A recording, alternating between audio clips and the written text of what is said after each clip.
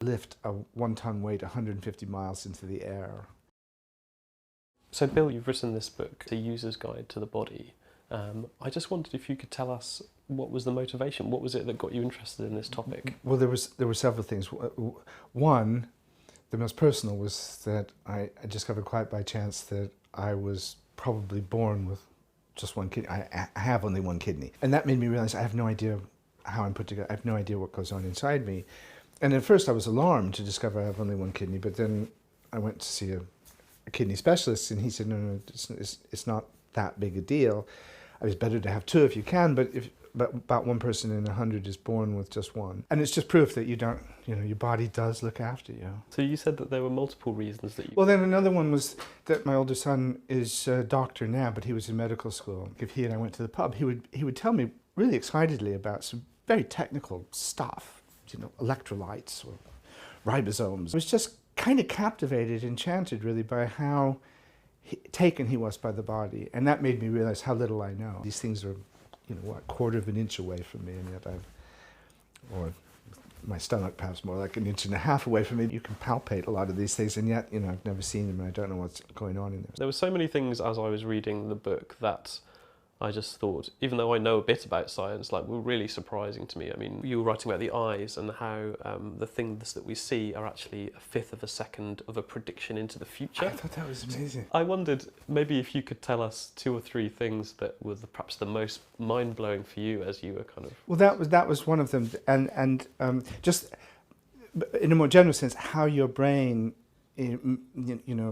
interprets the world and allows you to make sense of the world. If what you saw inside your mind was exactly what your eyeballs are taking in, it would just be complete chaos. And as you say, you touched on the idea that the brain isn't giving you this exact present moment. It's in order to allow you to function in the world better reflexively, it constantly predicting what's going to happen 1/5 of a second in the future. And of course you have a big blind spot in the middle of your both eyes. These 2 pretty big holes in the center of your field of vision but you're not aware of it in the same way you're not aware of blinking. The point being that your brain is constantly interpreting the world for you and essentially giving you a world you can cope with, rather than a world that is really, you're not getting the literal world around you at all, ever. It's a weird one, isn't it? Yeah. Was there any other crazy facts that really blew you away from the book?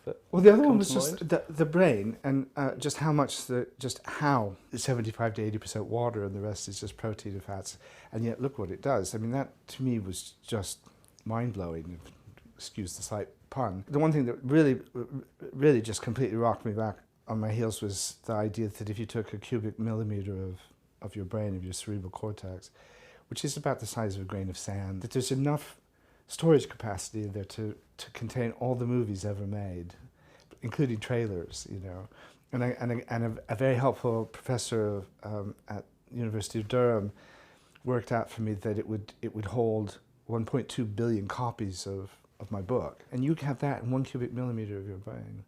And think of all the cubic millimeters you've got.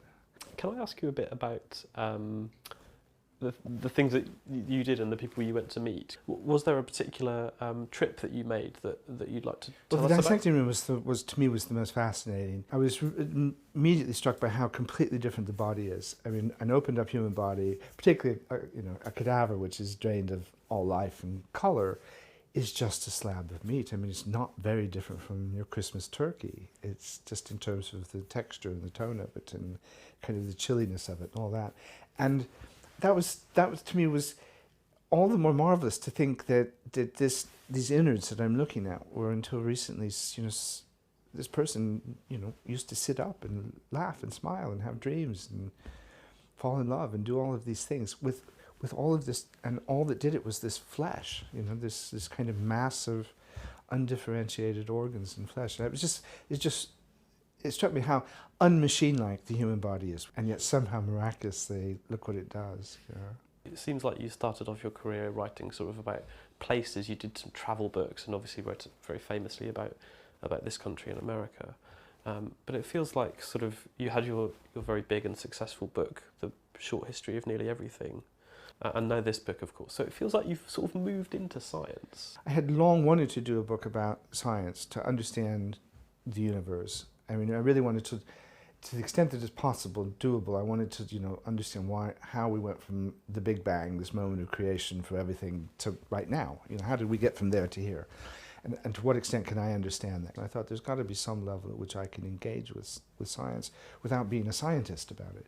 And that was the whole idea of the book. And my publishers kind of indulged me in this as if, I would get it out of my system. But luckily for me, it was the most successful book I've ever written, and it went and went. And that it kind of liberated me to do other kinds of books, some of which have not been so successful, but all of which I've enjoyed immensely, and it's given me, a much more interesting life than if I had just, I can't bear the thought that even that by this time of life I'd be trying to think, where have I not been yet? Where can I, what country can I go to and get drunk and make a fool of myself and be confused? Sounds quite good. I did feel as if with the travel books that you're reaching a point in which you feel as if I've really mined this vein already. I mean, you can't keep doing the same thing over and over again. I wondered as well about, so with your short history of nearly everything, I think you have a list of errors in it, a list of corrections that you keep online. Is that right? I think so.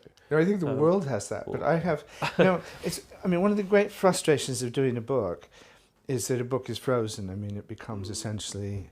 And I'm going through this right now with the body, because I will pick up the New Scientist or Nature or something, and I'll say, oh my God, there's a new study. This changes everything. And yet, the book is finished. It's frozen. I can't really get back to it.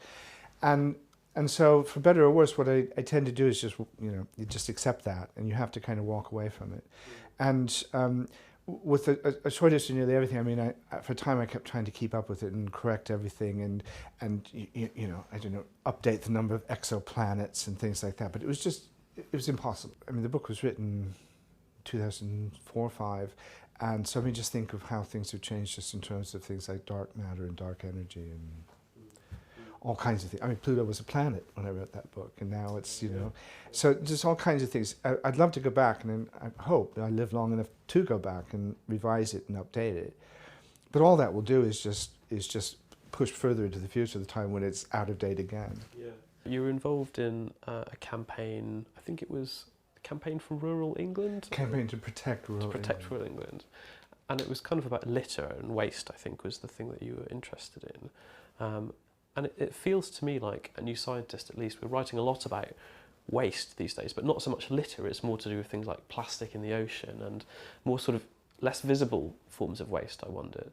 And I wondered where you think we sort of are in our public conversation about waste. I mean, do you think we're going in the right direction? I don't think we're going in the right direction with anything. I mean, seriously, I don't think the world has ever been as crazy and as unprepared for the future as it is right now. Look who is president of the United States of America. And I don't think I need to say anything more than that. But just look at, how little we are doing collectively about things like climate change. And one thing that particularly disturbs me now is how untrusted scientists have become. So many people are very, very suspicious of what scientists tell them, which I just don't understand. I mean, I grew up in a world in which anybody who had a lab coat on was believed automatically.